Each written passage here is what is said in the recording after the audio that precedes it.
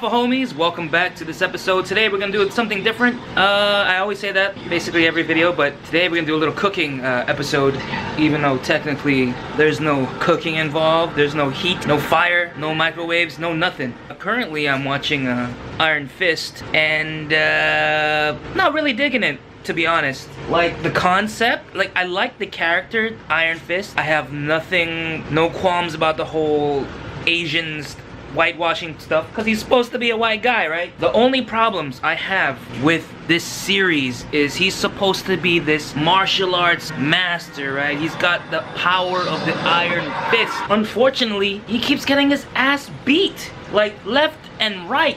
He keeps losing. He's supposed to be training for 15 years and he keeps losing.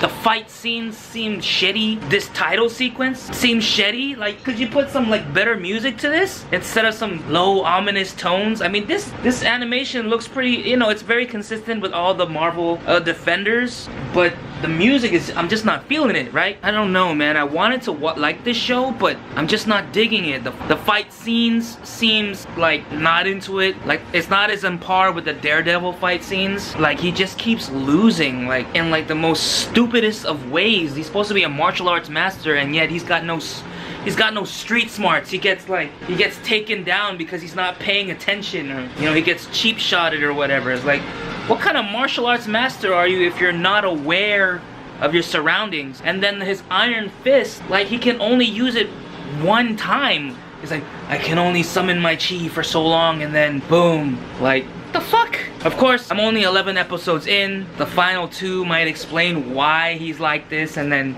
might build him up into this ultimate character. But anyways, I am diving besides the point. We're here for some goddamn food. So, today, we're gonna be making beef Kelaguen. Now, what the hell is Kelaguen? Well, it's basically, it's like a side dish, yet an appetizer, yet a entree all its own. It's kind of looks like a stew, but it's not, and it doesn't require any heating elements to cook it. It uses the natural acidity, and I'm not talking about skin burning acid or anything. It's the citric acid of lemons to quote unquote cook the meat. So the meat goes in red, and then when you're finished, it sort of looks cooked brown. Now, why this Kelaguen? What's so special about it? Well, to be honest, my grandfather, you know, passed away. Every time I would go to my grandparents' house, hang out for like the weekend, when I'd come back home, he would give me this little old container full of beef Kelaguen, and I fell in love with it ever since. I can constantly just eat it, and you know, that's how you know, I get my my mass, you know. So it's all about that protein, you know, about them gains. But yeah, so I never got the recipe from him. I sort of took this recipe from a local magazine, and I tried it, and I was like, it does remind me of my grandfather's recipe. It tastes the most similar to me. Now, everybody's Kelaguen recipe is different. Some add coconut, some add vinegar, some take out soy sauce, some put in soy sauce. Everything's different. Just like with every other recipe you try, you'd be thinking, I'm eating a hamburger, but it doesn't taste the same for each place you buy a hamburger from. So same thing, it's different, but this is the recipe that is closely tastes like the one my grandfather used to make. So it's a very simple dish, right? You only need about 8 ingredients for the version that I make. The only tools you need is a bowl that is big enough to fit all the ingredients, cutting board, and a knife. And the things that you're gonna eat is onions. It doesn't matter which one. It could be red or orange. I mean red or white. And then green onions and local red peppers. Usually when I go to the supermarket, I just buy 1 onion and then one roll or bundle of green onions. And I don't know, you know, you might not be able to get it, but at my local supermarket they have these little baggies, these little drug baggies of local red hot Doni peppers, hot peppers. So then I buy this little bottle of soy sauce and this big bottle of lemon juice. You can use actual lemons, but to take the guesswork about how many lemons I should buy, I just buy the bottle, and then I basically use everything. I cut up the whole onion, I cut up all the green onions, I cut up maybe about 8 to 10 little peppers, because you don't want it to be too spicy, and then I use the whole little bottle of soy sauce, and then I use the whole bottle of lemon juice. But you don't have to use the whole bottle of lemon juice, okay? Because when I brought the Kelaguen to a barbecue, barbecue, people thought, I was looking at it, it's like, why is it so soupy? There's too much liquid. That's just my preference. I like it liquidy.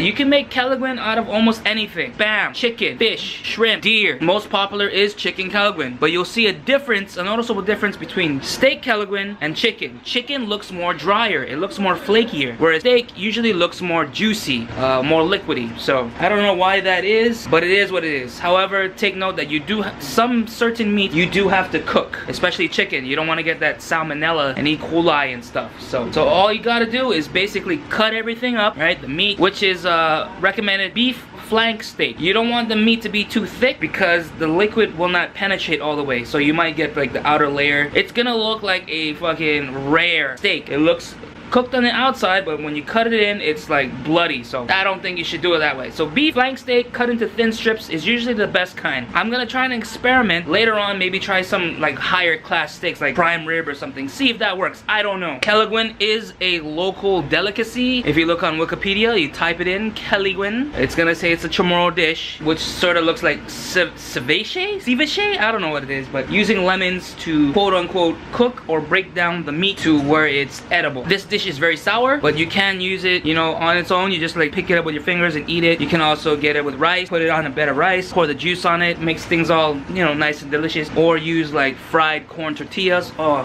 Montebello. But yeah, so you put that all in a bowl, and then you cover the bowl, you put it in your refrigerator, and you set it and forget it. Yeah, that's all you gotta do is just leave it overnight, and then, you know, make it when you're about to fall asleep or something, put it in the fridge, and then when you wake up, it should be ready to go, and you just eat it right out of the bowl. And that's it. Simple as that. Easy peasy. A simple, easy dish that you can make anywhere with the exception of the local red peppers. I don't know if you can substitute it with other peppers as long as it's sort of spicy. Maybe you can use ghost or habanero or something. Experiment. Try it out. See what happens. Anyways, that's it for now, guys. The video's going on a little too long, and this Iron Fist is just like not doing it for me. Like, I want to see the collab already, man. Where's the Punisher? Give me the Daredevil. Give me Luke Cage. See, he gets hurt so fucking easily, and it's like he's learning all these abilities now that he can use his healing chi and shit like that. It's just making me mad that he spent 15 years learning, he gets the Iron Fist, and yet he still seems like the fucking newbie on the street. Stay tuned for more. Sorry guys, this is a late episode.